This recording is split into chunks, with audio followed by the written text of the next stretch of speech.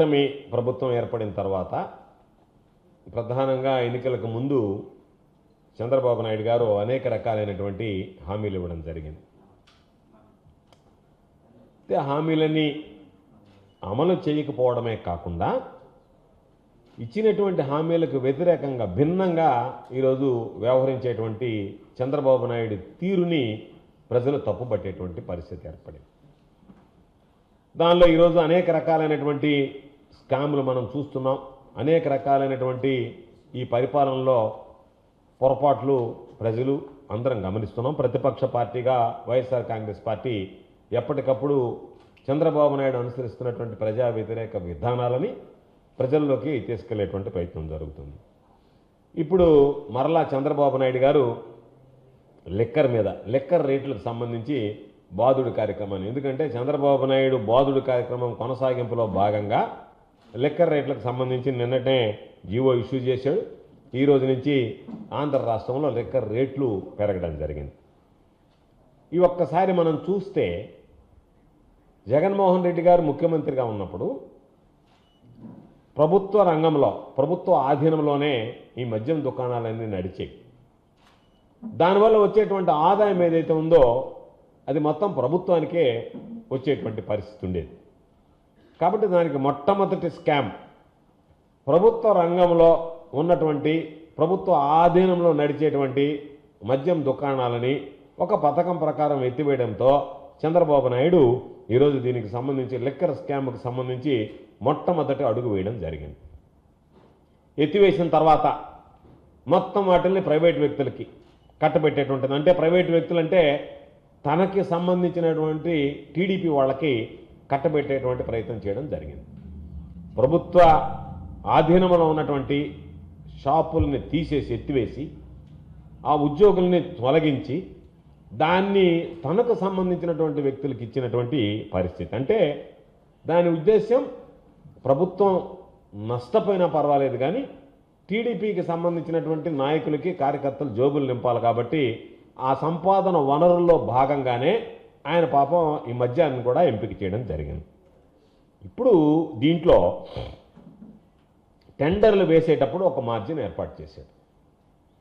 ఆ మార్జిన్ ప్రకారం ప్రతి వ్యక్తి ఇదిగో ఇంత మార్జిన్ ఇస్తామన్నప్పుడు లాభ నష్టాలు బేరీజ్ వేసుకొని వాళ్ళు టెండర్లో పాల్గొంటారు.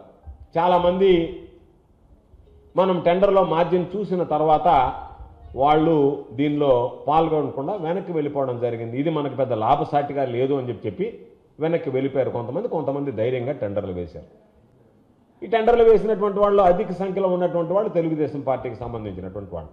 అయితే టెండర్లో ఒక మార్జిన్ పెట్టి టెండర్లు ఖరారు చేసి ఆ టెండర్దారులు కొనసాగేటప్పుడే వాళ్ళకి మార్జిన్ పెంచడం అనేటువంటిది ఇదొక మరొక పెద్ద స్కామ్ అనేటువంటిది ఈ సందర్భంగా మీ అందరికీ కూడా తెలియజేస్తున్నాను. ఇప్పటికే మనం చూస్తున్నాం ఎన్ని రకాలైనటువంటి జరగకూడనటువంటి ఉన్నావో చంద్రబాబు నాయుడు పరిపాలనలో అన్ని విధాలు జరిగాయి. వాటిల్లో భాగంగా ఈరోజు బెల్ట్ షాపులు వచ్చాయి. ఆ బెల్ట్ షాపులు కూడా తెలుగుదేశం పార్టీకి సంబంధించినటువంటి శాసనసభ్యుల కన్సర్న్లో వాళ్లకు సంబంధించినటువంటి వ్యక్తులు గ్రామాన వీధిన ప్రతి కాలనీలో ఈరోజు బెల్ట్ షాపులు వెలిచాయి.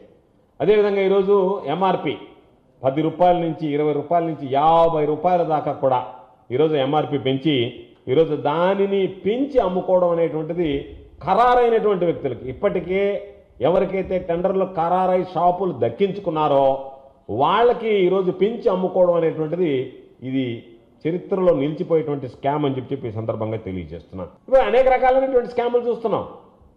చంద్రబాబు ఎన్నికలకు ముందు ఏం చెప్పాడు? అతి తక్కువ ధరకే మద్యం ఇస్తామన్నాడు.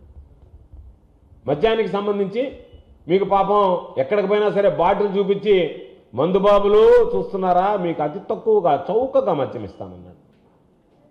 గతంలో ఉన్నటువంటి బ్రాండ్ని మొత్తం తీసేస్తానన్నాడు. ఎంత మద్యం నాసిరకం మద్యం ఇదంతా. ఈ మద్యం మొత్తం తాగితే 2 రోజుల్లో చచ్చిపోతాడు, 3 రోజుల్లో చచ్చిపోతాడు, లివర్ చెడిపోద్ది. కాబట్టి మీకు మేలైనటువంటి బ్రాండ్లు మేలైనటువంటి మద్యం సరసమైనటువంటి ధరలకు అన్నాడు. ఒక్క ఈ 99 రూపాయలకు అమ్మేటువంటి చీపు లిక్కర్ని ఈరోజు ఏం చేశాడు?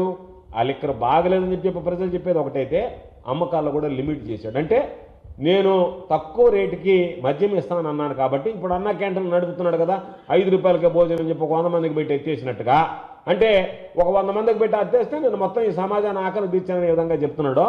పాపం మందు బాబులకు సంబంధించి మద్యం ఈరోజు 99 రూపాయలకే మద్యం అనేటువంటిది అతి తక్కువ లిమిటెడ్ సేల్స్ పెట్టి వాటిని తగ్గించేసి ఈరోజు ఉన్నటువంటి వాటిని పెంచి దాని ద్వారా ఈరోజు చంద్రబాబు నాయుడు ఒక పెద్ద అవినీతికి పాల్పడ్డాడు. ఎందుకంటే గతంలో వచ్చేటువంటి ప్రతి రూపాయి ఇంత కమ్మాము అంటే అది నేరుగా ప్రభుత్వ ఖజానాకు వచ్చేది.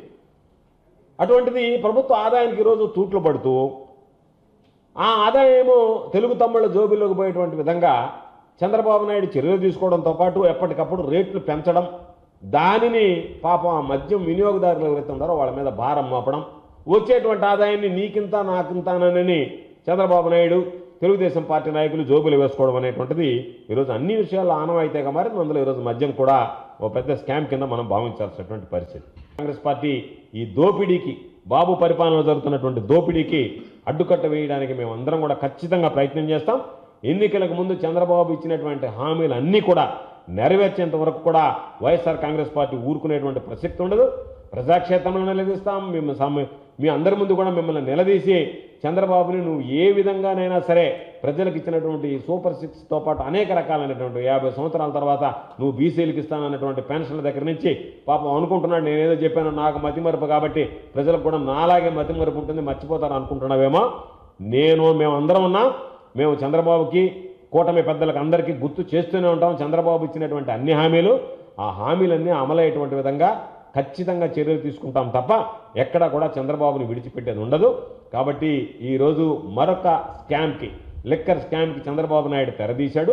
దానిలో భాగంగా ఈరోజు రేట్లు ఇబ్బడిముబ్బడిగా పెంచడం, ఆ పెంచినటువంటి దాంట్లో తాను దోచుకోవడం, తనకు సంబంధించినటువంటి వ్యక్తులకు దోచిపెట్టడం.